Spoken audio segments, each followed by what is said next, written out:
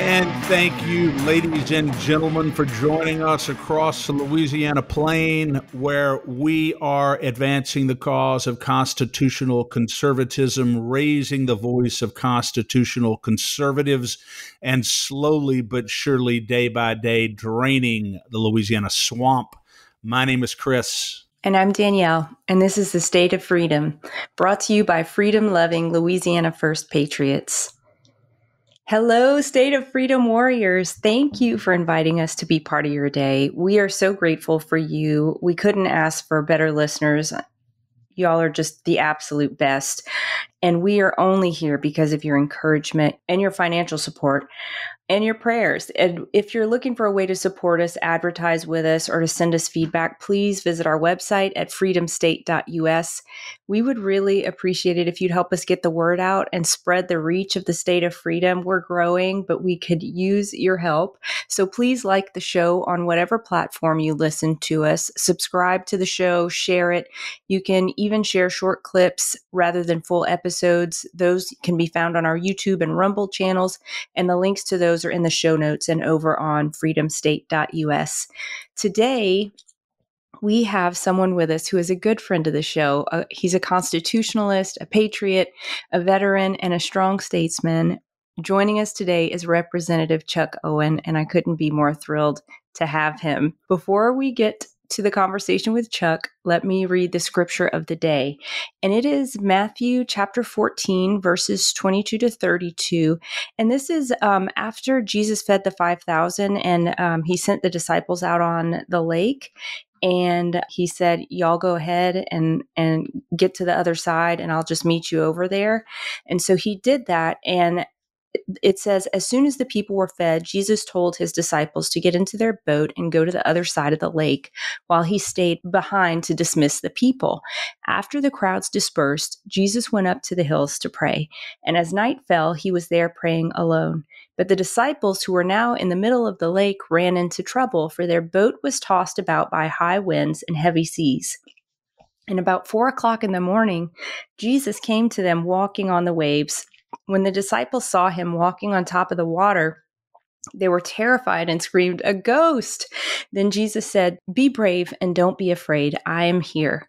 Peter shouted, "Lord, if it's really you, then have me join you on the water." "Come and join me," Jesus said. So Peter stepped out onto the water and began to walk toward Jesus. But when he realized how high the waves were, he became frightened and started to sink. "Save me, Lord," he cried out. Jesus immediately stretched out his hand and lifted him up and said, "What little faith you have. Why would you let doubt win?" And the very moment they both stepped into the boat, the raging wind ceased. Then all the disciples bowed down before him and worshiped Jesus. They said in adoration, "You are truly the Son of God." And I know this is a familiar story to many of us, but I had the sense this morning that the Lord is calling some of us, some of you, to step out of the boat and walk out onto the water to him. He's calling for a step of faith that may seem completely crazy, but in your heart, you know that's what he's calling you to do. He's calling you to do something that requires your obedience. So let me encourage you today, and let this be confirmation that you prayed for. Do what's in your heart. Step out of the boat, and in your obedience, in faith, do what it is that Jesus is calling you to do. And if this is you, please drop us a line at info@freedomstate.us, because we would love to join our faith to yours. We'd love to pray for you as you take the faith leap that the Lord is calling you to take. And Danielle, stepping out of the boat and walking on the water, for some people, it looks different than for others. For some people, it's simply responding to a call to action, sending an email, calling a legislator. For others, it's testifying in committees. For others, it's making financial donations to good causes. So there are a lot of different things that a lot of people can do, but it always requires a little bit of risk, a little bit of effort, and a little bit of faith. And Jesus will more than meet us halfway. There's no question about that. And speaking of someone who has stepped out in faith consistently in the legislature and always stood up on issues that matter, as you said, is Representative Chuck Owen, who we've had the pleasure of having on the show before, and he is with us again today. Chuck, how are you, sir? I'm doing very well. Thank y'all very much for having me. Pleasure to get to talk to you guys. And I'll tell you what went through my mind when y'all were first reading and then discussing the scripture is that, this is kind of a clarion call to believers. When we accept Christ, the Holy Spirit comes in us and he lives in us. And so this is one of those trust your gut moments that Peter lived through there. It's like, okay, my gut tells me I can do this. And he obviously didn't even think about it. And that's bold. That's the kind of boldness we all want to have. And I hope that's the kind of boldness I want to have, is to be able to trust God in things that people look with their eyes and go, that's impossible. Or you don't even have time to think about it and go do it. So yeah, I thank you so much for that scripture. That's very, very encouraging to me. Well, wonderful. It is. And sometimes, Chuck, when we think too much, we talk ourselves out of doing things. Sometimes we just have to do it. Just make the leap without thinking too much, or else we can quickly talk ourselves out of it, because there's always a lot of reasons we can come up with not to do things.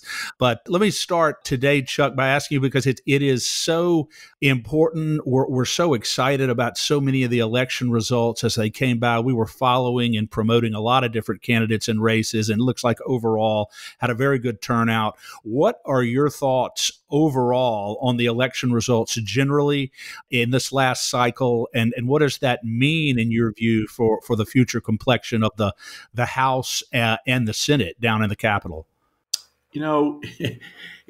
Those election results said a lot.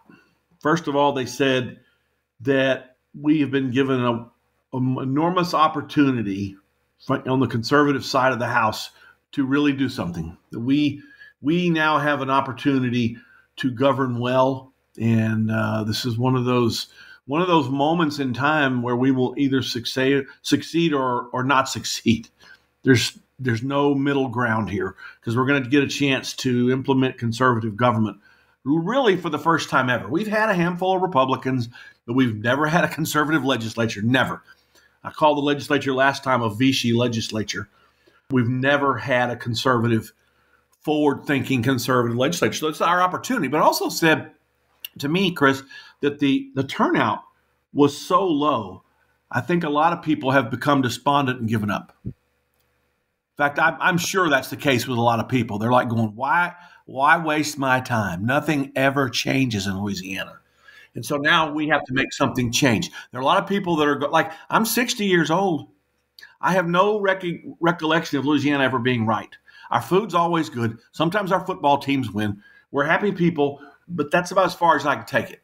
Yep. You're so right, Chuck, and it is because the level of disillusionment is so deep, or has been, precisely because citizens feel so disconnected from their legislators who promise so many things when they're running for office, and then become different people once they're elected for whatever reason. And that would probably be a conversation for another day. But you're so very right. People are disillusioned, and they ask, what difference does it make? Nothing's going to change here. But you're saying that now we have a real opportunity to make some real changes that would rejuvenate the hope of Louisiana citizens. It should. Yes, we can, if we will act boldly and rapidly. Yes. And you won your election decisively, Chuck, with 85% of the vote this past October. So I would say that's a pretty solid mandate. And it seems like your constituents are pretty solidly behind you. What are some of the legislative priorities that you want to be pushing with that mandate, or you anticipate pushing with that mandate? Well, it's multifaceted. There's a lot of things that are on my mind that I've been doing already. I wanted to get started in August, but when I drew an opponent, I put everything on hold until the election was over. I wanted to start writing bills the day after qualifying, but because I drew an opponent, I did not. So I will tell you, I'm to that now. I am going to focus in on a lot of things. One of them is shore up our liberties and go back and make sure that we capture any liberty that was taken away from us in the last 4 years with the pandemic, and with a I would say a near tyrannical governor who had no respect at all for the rule of law, in order for the rule of law. I'm going to be filing a bill immediately to shore up my No Patient Left Alone Act. We got that across last time at about what I would consider a B. a good bill, but it's going to be really tight now. My friend Jill Hines is already helping me get this done. We are going to make that where it is non-debatable, where no matter what happens, people are going to get to come in now. There were still some creases in the wall that the Vichy legislature wouldn't let me get through. I said that with an outside voice again. I got to stop that. So I'm going to do that. I'm going to be working on some very much out of the box things that are tied to our liberties. I am deeply concerned and have been for 20 years now with the way the federal government has destroyed our privacy with the Patriot Act and the FISA courts. And I don't know if y'all are aware of this, but there are some states that have what they call commandeering laws. And those laws prohibit state police and state officials from participating in unconstitutional gun grabs and things like that. Like Missouri had one of those. Larry Freeman had one of those, and it got killed in the Senate a couple of times. I think the governor vetoed it once. I'm crafting one that's going to be parallel to that, but it's going to be tied to us not participating in federal electronic invasions of our privacy. I don't know if I can get any traction. I don't know if I can get a hearing, but I'm going after it because our privacy has been destroyed by the federal government, and the state has no business helping them do it any further. No question. And Chuck, actually, the U.S. Supreme Court has upheld as constitutional state anti-commandeering laws, which basically says that the federal government cannot commandeer state resources or order any state to cooperate in the enactment of any federal decree or federal protocol. And so to codify that in Louisiana law, I think would be an extraordinarily great step. And I'm so happy to hear that that's going to be a top priority, because it not only with regard to gun rights, but really any exercise of federal overreach. Now, that doesn't mean that they do not have the authority to implement what they want. It simply means that they cannot. We do not have to help them. And that's it. And generally, very often, practically speaking, if we do not, then it really does kneecap those initiatives. And so it's really, really, really important that we move on that. And I'm happy to hear that you're going to do that. It does. And Chris, maybe I'll just add there, I think this is the importance of having such a fantastic AG elected, because she can also go after the feds while we're going after shoring up what needs to take place in the state. Absolutely. And she has spoken very strongly right along the same lines that you're talking about, Chuck. There, she is deeply concerned about the encroachment upon our freedoms, not only individually, but on our sovereignty as a state. That is something that absolutely has to be addressed. What about this, Chuck, on a different issue? We have a unique election system here. Obviously, our election system in Louisiana is not perfect. We need reforms in our system. This jungle primary system is one in particular that a lot of people are opposed to. What do you think can and should be done legislatively in order to shore up and make our election system in Louisiana even more secure? Well, it's two different things we're talking about there. We're talking about secure elections, or we're talking about wise elections. I don't think having a jungle primary is necessarily insecure. I don't think it's wise. In some ways, that people benefit from the jungle primary. Like I got done on October 14th. If I had had a Republican primary, I would have still been running for a month after that. It's over. But I'm not talking about Team Me. I think for the benefit of the state, we have to go to jungle. We have to go back to closed primaries, because the Democrats and the collaborators do not need to be electing the other party members. I mean the nominees from the other party. So as a rule, I am for closed primaries. We have to do it because of just the problems we've had before with people parading to be parading around to be something they're not, right? Absolutely. And switching parties at the 11th hour purely for political reasons, not for philosophical reasons, that would certainly diminish that. Senator Klein Peter was on our show recently, and he was speaking strongly about going to closed primaries, and I think he's going to initiate some legislation along those lines. So we'll see where it goes, but I know that there is a lot of support among Louisiana citizens, certainly among the supporters of our group, to go to the closed primary system as they have in many other states.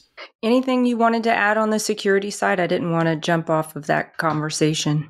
No, look, we have to have a debate within ourselves. I mean, within our state as to what we want to do with our election system and to determine whether or not we have an issue going forward, whether or not it's real or contrived.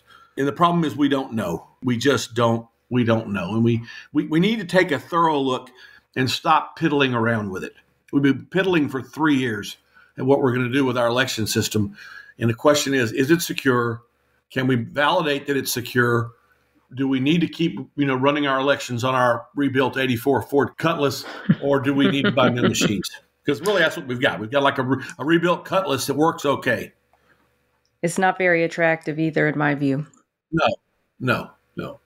Just switching gears a little bit, we have heard that Philip de Villiers may be the new speaker, or at least he's in the running for the new speaker. What are your thoughts on the possibility of that? Or is there anyone else whose name is being tossed about? And what do you think those names may mean for the conservative agenda? I saw in the news I guess it was 2 weeks ago when the announcement was made that the other 5 primary candidates who were in the speaker's race had all got behind Philip. That's what happened. At one point there were like 8 or 9 people that said they wanted to run, and then, as I understand it, Governor-elect Landry came out and he basically said there are 6 that I think I could really hang on with, that I could really support, and I think he named 6 people. And then a week later, 5 of those 6, as I appreciate it, got behind and they said we're going to endorse Philip de Villiers, and so that's great. I like Philip de Villiers. He's a smart guy. He's a successful businessman.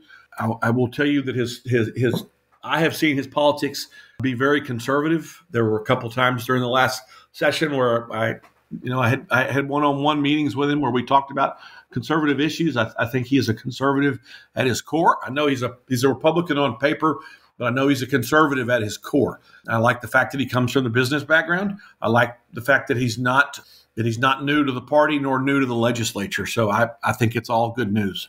On that point, Chuck, let me ask you this. He served with you on the education committee. Am I right about that? No, he was not on education. He was not on education. Okay, that was then I'm thinking of somebody else then. Okay. Guyman was. Brett Guyman was. Brett Guyman was on the education committee. Yeah. Okay. So one thing that's been keeping me awake at night, Chuck, and I hope you can address this, is I've been thinking about how many fantastic pieces of legislation got killed in committee, how many things we fought tooth and nail to get extracted from committee last session and definitely in the sessions prior to last session. Can the speaker be strategic in assigning committees and dilute the strength of the rhinos, dilute where the rhinos go so they're not undermining the conservative legislation that's at the committee level? The speaker does what he needs to do. He is completely in charge. He gets to make all those appointments. I know he'll take input. I know they should take input. The last guy did not. The last guy did not ever ask me what my preferences were. A lot of people he didn't ask. He just did things. Representative Villiers will not behave that way. He will have meetings with us. He will ask what we want, and he will balance what he needs to do to get Governor-elect Landry's agenda across, and to support our agendas too, because we are an independent arm of government. The legislature is, and hopefully the next speaker will work with the next Senate president, and they will move us in a conservative, bold direction. So yeah, I think he'll set the committees up well. Perfect. And what committees are you taking a look at? What are you interested in? I will ask to be placed back on education. Beyond that, I'll serve wherever I'm needed, but I want to be on education. I would like to serve on the Homeland Security Committee as well. That's a part-time committee, but I think it's very important considering what's going on in our world now, in our state, and our frequent litany of disasters that we have. I think I have the experience and the background to do that. I'm just going to ask to be on education. I would not mind being on appropriations or ways and means, but beyond that, I will serve where I'm needed. Well, the Education Committee, no question about that, is massively important, particularly in light of some of the concepts and ideas that are percolating into the public school system in Louisiana, which we've got to make sure that is addressed. You've spoken eloquently on the Education Committee. I've seen you about those issues like critical race theory, social emotional learning, these concepts that really seem intended to divide students against one another based on either race or gender. And it is coming in, the wolves are circling. So having you on that committee and other strong conservatives is going to be hugely important in terms of what our students are being exposed to in school. And we're going to be watching that all very, very closely. Collectively, Chuck, as a caucus in the legislature, now that we have good, solid conservatives, a good, solid conservative governor, what issues do you think collectively are going to be pushed or focused on or prioritized in the next session? Well, Governor Landry said his priorities were threefold. He was very clear about what his priorities were going to be. He said he is going to focus on crime, he's going to focus on education, he's going to focus on the economy. That those are the three big areas. And if you think about that, most things fall into one of those bins anyway. Take the economy. The economy is affected and is a function of so many things. It's a function of tax policy. It's a function of the legal environment. It's a function of licensing. It's a function of infrastructure in so many ways. That there are a lot of things that can be put under the heading of the economy. And so I look forward to that. I look forward to aggressive licensure reform. I look forward to aggressive tax reform. I really look forward to aggressive legal reform. People call it tort reform, but not everybody knows what that means. I am thinking of trying to find a way to make Louisiana a place where people don't want to run from, and that's part of it. There's so many layers to it. Under education, same thing. Both K-12 and higher ed, they merit a fresh look. I think Cade Brumley has done a great job as a superintendent. I'm grateful to the last Bessie that hired him, and I hope the next Bessie will keep him and let him keep moving us in the right direction. And as far as higher ed, that merits some significant scrutiny. So all I can say is we are paying attention. Yeah. On the crime issue, we had Lieutenant Nungesser on recently, and we were talking about the crime issue, and he just came right out and said that he's got real concerns at this point about whether, for instance, New Orleans is safe enough right now because of the crime issue there to safely host the Super Bowl, whether they have the infrastructure in place there to make sure that is a safe event. And I'm thinking, I knew New Orleans was very, very bad, but when you think about not having the infrastructure, not having the law enforcement in place, so it has gotten to a point now where either it's addressed or we're going to continue to fall farther and farther down. And that is a huge part of the reason why businesses are not coming to Louisiana, and a huge part of the reason why people are leaving. So it's massively, massively important. Is there any chance of a special session on any of these issues, either on crime or on insurance? One of the big issues that people have talked to us about are insurance. People's homeowners insurance rates are just skyrocketing right now. Have you heard talk about having a special session on one or more of these critical issues? I have not heard any official talk on that. Then Attorney General Landry was running. He came through here in both Leesville and DeRidder, and he told both places that he would consider having a special session right away on the crime situation, that we need to go right to work. I recall that, and I agree. Look, just sitting around and dawdling till March is the wrong answer. We need to go to work, because every day that goes by, something else is rotten. Something else goes bad. And insurance is a disaster. It is a disaster for a lot of reasons. I have a piece in the Hayride today about, I would tell you it's closer to an epistle than an article. It's a two-part article, but I address the need for insurance reform in that article, and it is tied to the economy, and it is tied to legal reform, because these things go hand in glove. And if we go down the path of saying we're going to work on insurance, we also better be ready to work on tort reform and the things that drive insurance cost up. It's not just one thing. It's a litany of things, and everybody knows that. Like I told you before, Louisiana is a state full of carve-outs, and everybody wants you to fix everything except their carve-out, and we've got to stop that. That's so true. I have a quick question. What about, we've had several leaders on who have expressed an interest in abolishing the state income tax altogether. Chuck, what are your thoughts on that? I'm all in for that, because all of our competitors around us don't have income tax, or they have it so low it's negligible, and they're thriving. And that doves into part 2 of my epistle that will come out tomorrow about the need for the Constitution to change. Our Constitution is, and you understand this, Chris, as an attorney, it's the source of our problems. We are hamstrung by how much we can spend based on what goes into the budget every year. And we are constrained, we are restrained, we make people miserable with our Constitution. There's parts and pieces to it that must change, or all of it needs to change. But it is a cumulative effect that we're dealing with. So, yes. Well, before I forget, please do send us the links to your articles, and we'll get those in the show notes as well, so folks can get to that pretty easily. And you mentioned earlier in our conversation, Chuck, that a lot of good legislation got vetoed. It's something that's been on our mind. It did not get overridden. Only one piece of legislation, as we know so well, was actually successfully overridden. The veto was overridden. One of the pieces that did not get overridden was Michael Echols' bill that you pointed to, that was prohibiting foreign adversaries from purchasing agricultural land in Louisiana. And you spoke very passionately about that during the veto override session. If I'm thinking about how we move this state forward, I think about last session, I don't want to say as missed opportunities, but like the fact that we had all these vetoes meant that we have to go back, like we're in remediation now. Now we have to go back and refile those bills, get them passed, and think about all the things that we should be thinking about this session. So how do we balance that? And is there a path for us to like get some of that stuff through, or get all of that stuff through very quickly?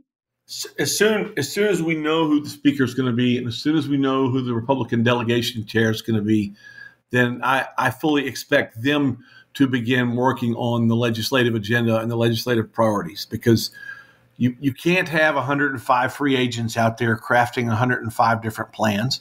You can, but it doesn't work well. It flies like a lead balloon. You need an agenda. You need a broad, both party and chamber game plan for what it is you want to get accomplished, and that is inside of a litany of number of issues. Whether it's the economy, whether it's insurance, whether it's tort reform or education. There's a litany of social issues that we got pushed back. Last year when the veto override session got finished, Governor Edwards put out an insipid press release bragging about his 70-plus vetoes that he'd had since he'd been in office. What a disgrace. He bragged about it. What a disgrace. And only 2 had ever been overridden. And he turned out and said he was right. He was right on those anyway. So it's like, he pushed back a lot of bills. He pushed back a lot of bills that were passed unanimously or with super majorities. And we didn't have the guts to fight him. Or not we. There were people who didn't have the guts to fight him because they were afraid of the fourth floor. I'm not afraid of the fourth floor. I don't care who's up there. It is not an imperial governorship. Thank you. And, we mentioned this the last time we spoke, but maybe you'll have a different answer this time. Do you think that there's going to be room in this new legislature for the job of a whip within the Republican caucus to get some things done that absolutely just need to get done? Well, I mean, you can call it what you want. It's it's internal organization is what it is. I mean, the Republican Party, the Democrat Party knows how they're voting every time. Exactly. They sing from the same song sheet. Yes. So we need to have cognizant oversight of what our delegation's doing. And so before something comes to a vote, we know whether or not it's going to win or lose. So there's not surprises. Yep. Counting butts and seats is a big one. Oh, yeah. Yeah. There are a few things that bug me worse, but what bugged me more in the House than when members walking away when a hard vote's coming up. And they joke about it. Some of them joke about it. Say, well, I had to take a walk. That was a hard vote to go back home and answer to. It's like, wow, really, what cowards. You're going to get up and do that because it'll make your police jury or your parish president mad or your school board? We are paid to do that. We are not paid to be afraid. Thank you. Yep. And often these things that you're talking about right now where they walk away happen too often in committee, not just on the full floor. And one of the main things that we look at and focus on as LCAG is what's going on in those committees, because they try to do it often in such a way that is covert, where it's not going to be a matter of record, or at least people are going to forget about it because most people focus on the votes on the full floor, not what goes on in committee. But that's why it's so important to pay attention to what's happening in those committees. But you're right, Chuck, we just didn't have the backbone to get those vetoes overridden, with the exception of the one on the transgender bill. But hopefully those bills are coming back because they were very, very important. What do you think our listeners can do? What do you think conservative activists across the state can do between now and the start of the session, sort of in the off season, to increase the possibility of having a good session and making sure that we get these items through the legislature, the ones we've been talking about, and others? Well, they need to tell their legislators what they're interested in and tell them what their problems at home are. So because that's one of our focuses as a legislator, is to represent the people at home. We represent the whole state too. Tell us what the problems are and let us go about solving them, and then stay in touch with them and make sure you know how to track when the legislature's in session and what they're doing, and then you can pick up the phone and tell them what you think. Because we work for 44,000 people. And if even 10% of those 44,000 people are picking up the phone and sending emails and calling and putting pressure on legislators, let me tell you, it makes a difference. I think you've indicated that it makes a big difference when legislators hear from voters. Yep, it does. It absolutely does. We have to be responsive to the people that send us there, and that's. I mean, that's what should make all of us tick. Absolutely. What do you think it is? Last question. And then we're going to let you go, Chuck. But what do you think it is that causes? I mean, I have an idea. We have an idea that causes candidates, once they're elected to office, to oftentimes change their priorities and become less responsive to the people who elected them than they were while they were running. I don't know that. I mean, I can't speak for anyone but me. I know Baton Rouge is a long way from Leesville. It's a long way from Monroe and Oil City and, Cameron. And every community is different, and every legislator is different. I don't know what causes it, or if it's caused. I guess it has gone on. You kind of get insulated there. You're kind of there doing your thing. You don't think people are paying attention. I guess I don't know. I worry about my conscience being clear, and I worry about, answering to the people that sent me there. And so, yeah, I think that you hit the nail on the head. I think it's about having an internal moral compass, an internal guide about, you have to know what your beliefs are if you're going to stand for them. If you don't have any real strongly held convictions for yourself, then when you get to a place like Baton Rouge, that there's a lot of pressure, there's a lot of strong opinions, there's a lot of loud voices, you can be easily swayed. That's why we have to know who we're anchored in. We have to know what we're about before we ever get there. You do, because the interest of lots of people show up at the Capitol. They like to throw the term lobbyists around, but it is not just the lobbyists. I mean, citizens get there, and there's all kind of input and influence you get while you're there. If you're paying attention, you can't miss it, because these are people's lives that are being affected. They're their households, they're their incomes, their very existence is oftentimes tied to what goes on in that building. So they come there and they're loud. And I will just tell you, it is an honor for me to be there, and I am glad the people of the 30th have sent me back, and I'll continue to do my best. Well, you're not the only one who's glad that the people of the 30th sent you back. A Louisiana Citizen Advocacy Group, the State of Freedom, is glad, and citizens across Louisiana. And we're very much looking forward to a great session. Everything seems to be lined up to be able to move forward and accomplish some great things for the state of Louisiana. I'm glad you're going to be a part of it, and very thankful for you taking the time to be with us for a few minutes today. And God bless you and Godspeed, Chuck. Thank y'all very much, and keep up the good work, and hope y'all have a great Christmas season. Thank you. You too. God bless. He's just such a straight shooter. Yeah, I've got a tremendous amount of respect for him. You know, one of the things that I was thinking about when he was saying that he's got a conscience that he's got to pay attention to is the fact that I think Chuck Owen would do the right thing, Danielle, whether or not he had, 500 of his constituents calling him or none. Right. Yeah. Because he knows what he's about. He knows absolutely what he's about. And he's there for the right reasons. I mean, he's not there for self-enrichment. He's not there because he won a popularity contest. He's not trying to make a name for Chuck Owen. He doesn't need to do the job. He's doing it as an act of public service, which is what the founders intended. It wasn't meant to be a popularity contest. It wasn't meant to be, a cult of personality. It's supposed to be you doing the right thing on behalf of your community because your community entrusts that responsibility to you. Exactly. And it's certainly not supposed to be a mechanism of self-enrichment, which sometimes it seems to be for some of them. But I'm just very gratified that he's going to be back down there and continue to exert the great influence that he has exerted.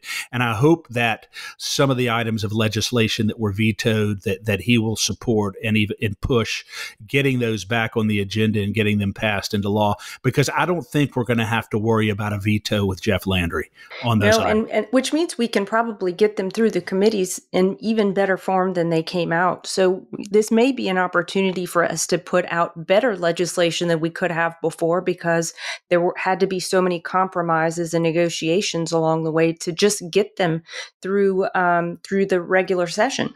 Absolutely. And I think this could be expedited and streamlined because of the way the legislature is now constituted and because of our new governor. And I certainly hope that happens. Well, I'm thankful to have had Chuck on, thankful to be with you today, Danielle. I never like to close out without thanking all of our listeners across the state for supporting the State of Freedom through their subscriptions, their sharing, and their listening to the State of Freedom, because we are expanding rapidly across the state.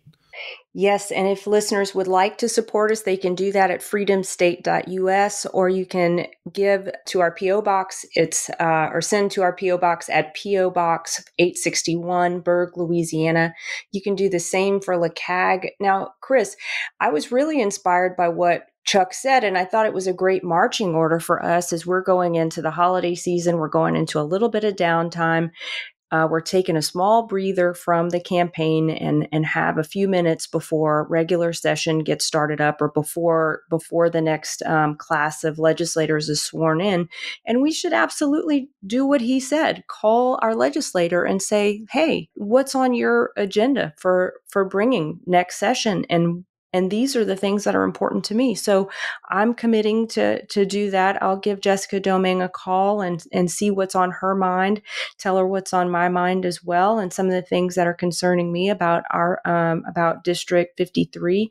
And so I encourage you to do the same with Dixon. And if we all do that, I think we will have some legislators who believe that, we have their back. The point is, we want them to do work with us in partnership. This is not meant to be an adversarial relationship. So that's what I'm hoping for. And that's what LeCag is really all about.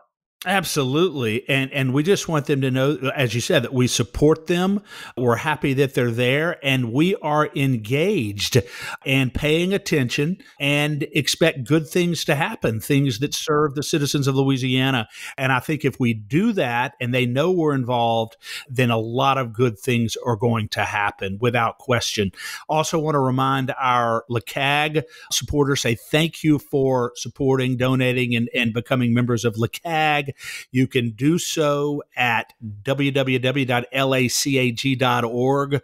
$22 a month for membership so that we can continue raising the conservative banner in Louisiana and elevating the cause of constitutional conservatism, basically for the cost of 4 Starbucks cups of coffee per month. You can be contributing to a great cause, knowing that we are your eyes and ears in the legislature and fighting for you each day. You can also send checks to LACAG, P.O. Box 64952, Baton Rouge, Louisiana, 70896. Help us to help you maintain freedom in Louisiana, because that's what it's all about. Yes, and before we leave, I'd like to just mention an opportunity for any listener who may already be investing in precious metals, are interested in investing in precious metals, or maybe even starting a home-based business in that industry. Metal Stacks is a precious metals collectors club where you can buy your metals at the best prices on the market, which is actual dealer cost. They are beating the big sites and have no credit card fees and minimums. And since they have no credit card fees and minimums, they could also make precious metals could make a really great gift, a good stocking stuffer. Silver, it's not that pricey. It could be a good investment gift for someone in your family. You can refer people to Metal Stacks as well for an additional income. And if you are just interested in purchasing metals, please do so at metalstacks.com/DWalker. That helps me out. I get the commission. And if you're interested in learning about the business aspect, email me directly at Danielle@freedomstate.us. It's a great opportunity. It is a great opportunity. I wouldn't be surprised if a goodie or two from Metal Stacks may be going into Katie's Christmas stocking this year. Very good. I think that she will enjoy it. Well, Danielle, I am so pleased and thrilled with the progress that we are making to preserve freedom in Louisiana. And with each day and God's grace and courage and consistency, every day we are taking a grand step to preserve the state of freedom in Louisiana. Amen. Have a great one, Chris. You too. Thanks for listening to The State of Freedom. To stay on top of all the calls to action we mentioned today, just check out the show notes for the episode. If you'd like to support the show financially, visit our website at freedomstate.us. If you'd prefer to give by mail, you can send a check to The State of Freedom, LLC at P.O. Box 861, Berg, Louisiana 70343. If you own a business in Louisiana and are interested in supporting our show by advertising, please email us at info@freedomstate.us. To get involved with Louisiana Citizen Advocacy Group, visit lacag.org, LACAG.org, or email chris@lacag.org. If you're enjoying the podcast, please subscribe and share it. Give us a 5-star rating in the reviews. Thanks again, everybody. We'll see you next time.